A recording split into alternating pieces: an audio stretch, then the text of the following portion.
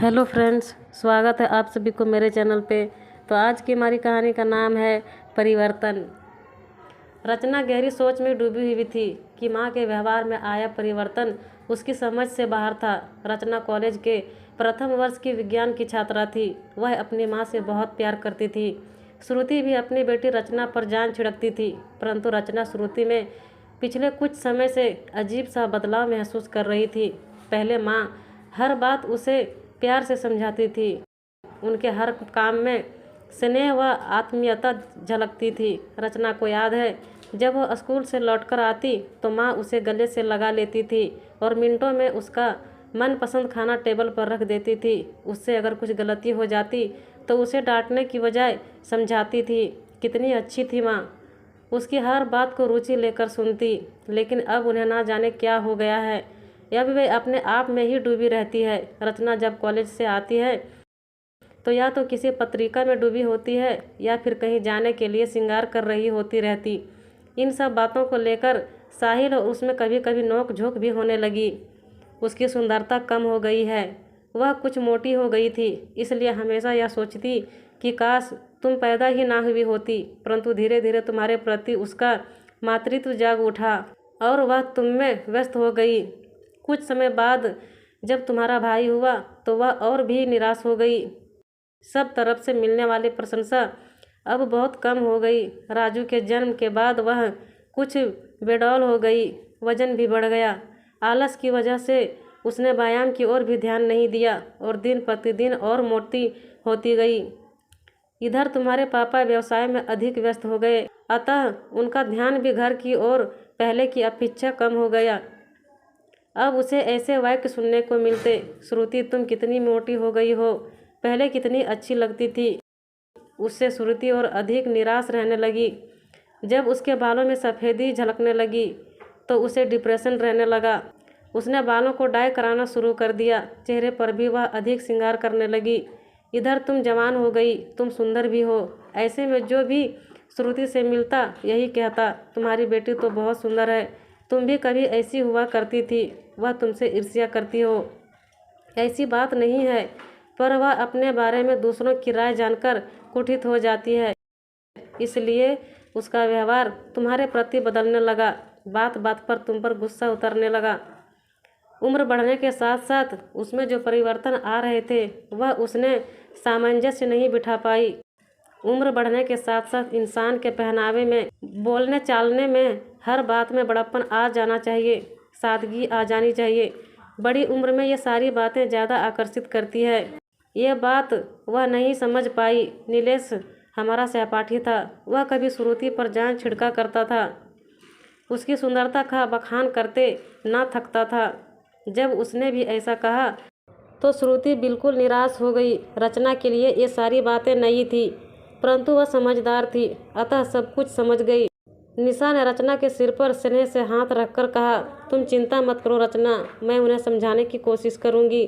दूसरे दिन निशा श्रुति से मिलने उसके घर गई और लंच के बहाने उसे अपने घर ले आई। दोनों ने मिलकर पहले खाना खाया, फिर धीरे से निशा ने बातें छेड़ दी। श्रुति तेरी तबीयत नहीं ठीक है? नहीं निशा, बस यूं ही मन कुछ अच्छा नहीं है। क्यों, क्या हुआ? पता नहीं निशा, कुछ भी अच्छा नहीं लगता, बस चुपचाप लेटे रहने को जी चाहता है। किसी से मिलने की बात करने की इच्छा भी नहीं होती, जिंदगी से जैसे कोई चाह ही नहीं रही। श्रुति निराश स्वर में बोली। निशा मुस्कुरा दी। क्या फिलोसोफर जैसी बातें कर रही है? अरे ये तूने बालों का क्या हाल बना रखा है, या मैं ठीक कर दूं? निशा कंघी लेकर आई और उसके बाल संवारने लगी। कितने सुंदर हैं तुम्हारे बाल आज भी, मेरे देख सारे झड़ गए हैं और इनकी हल्की सफ़ेदी तो तेरे चेहरे पर चार चांद लगा रही है। श्रुति ने आश्चर्य से निशा की ओर देखा। चार चांद? कैसी बातें कर रही है निशा, सफ़ेदी तो बुढ़ापे की निशानी है। निशा हंसकर बोली, बुढ़ापे की नहीं, बड़प्पन की निशानी है। जब हमारे बालों में सफ़ेदी आ जाती है ना, तो हम में बड़प्पन झलकने लगता है। तुम्हें तो मालूम है, जब जवानी में कॉलेज में पढ़ती थी तो लड़के मुझे कितना छेड़ते थे, मैं तो बहुत दुखी हो जाती थी। पर अब सब कितने अदब से बात करते हैं, कितनी इज्जत करते हैं। उम्र के साथ में अनुभव भी तो बढ़े हैं, इसलिए मैं पहले से अच्छा पढ़ाने लगी हूँ। सारी कक्षाएं चाहती है कि मैं ही उन्हें पढ़ाऊँ। ये सब इसी सफ़ेदी का कमाल है। श्रुति हैरानी से उसे देख रही थी। बालों की सफ़ेदी भी कभी खुशी का कारण बन सकती है, ये तो उसने कभी सोचा ही ना था। निशा आगे बोली, और श्रुति, जब हमारी नई नई शादी हुई थी तो अक्सर किसी न किसी बात को लेकर हमारी अनबन हो जाया करती थी। मैं कभी खुश नहीं रहती थी, हमेशा तनाव में रहती थी। धीरे धीरे बढ़ती उम्र ने वक्त के साथ साथ सब सिखा दिया, और तो मैं इन्हें और ये मुझे इतना समझने लगे हैं कि एक दूसरे के मुंह से बात निकलने से पहले ही हम दोनों समझ जाते हैं कि अगला क्या कहने वाला था। ये सब भी इसी सफ़ेदी का कमाल है, समझी, कहकर निशा फिर हंसने लगी। इस बार श्रुति भी हंसी बिना नहीं रह सकी। हंसते हंसते उसे साहिल का ख्याल आया।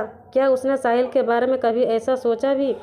अपने अनुभवों को अपने दाम्पत्य जीवन का पहिया बनाया? नहीं, वह तो स्वयं में ही खोई रही और साहिल से दूर। उसे निशा की बातें बहुत अच्छी लग रही थी। वह मुस्कुरा कर बोली, और सुनाओ इस सफ़ेदी का कमाल। और सुनाऊं? मेरे बच्चे हैं ना, लावण्या और हिमांशु, जब तक पैदा नहीं हुए थे मैं अपने आप को अधूरा महसूस करती थी। तुम तो जानती हो जन्म के समय का लावण्या को कितनी मुश्किल से बचाया गया था। दोनों बच्चे आने के बाद मेरा जीवन खुशियों से भर गया। मुझे माँ का गौरव मिला। लावण्या अब 16 साल की है। उसे मेरे प्यार, सलाह, मार्गदर्शन की ज़रूरत है। मैं उसकी सबसे अच्छी दोस्त हूँ। मैं उसकी हर बात में शामिल हूँ, वरना इस उम्र में बच्चे भटक भी सकते हैं। इसी समय तो हमारी ज़रूरत होती है। श्रुति की आंखें नम हो उठी। क्या रचना को वह कभी ऐसी दोस्ती का रिश्ता दे पाई? क्या उसने कभी स्वयं को 2 बच्चे की माँ होने पर गौरवान्वित अनुभव किया?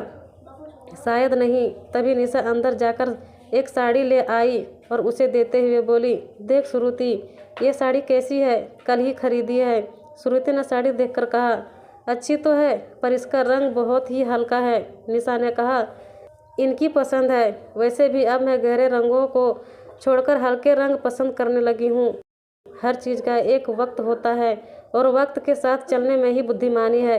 श्रुति, उम्र के साथ स्वयं में आए परिवर्तनों को खुशी से स्वीकारना चाहिए। इस प्रौढ़ावस्था का भी अपना एक महत्व है। हमें इसे भरपूर जीना चाहिए।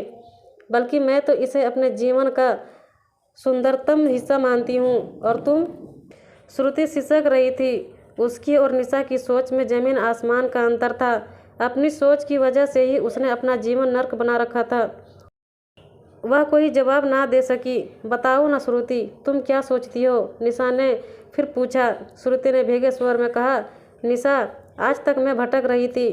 मैं समझने लगी थी कि जवानी खोकर मैंने सब कुछ खो दिया है, पर आज मेरी समझ में आ गया है कि मैं कितना गलत सोचती थी। तुम्हारी बातें सुनकर आज मेरी आंखें खुल गई है। आज पता चला कि प्रौढ़ अवस्था में उतनी ही महत्वपूर्ण है। तुम्हारे ढंग से सोचूं तो मैं सचमुच बहुत सुखी हूँ। हाँ, अब कुछ अधूरे काम करने हैं जो अब तक ना कर पाई। पति और बच्चों को जो अपनापन देना चाहिए था वही नहीं दे पाई, पर अब ऐसा नहीं होगा। श्रुति की आंखों में पश्चाताप के आंसू थे तो निशा की आंखों में खुशी थी कि अपनी सहेली के अंदर परिवर्तन को देखकर और अपनी प्यारी सहेली को सही राह पर लाने में सफल हो गई थी।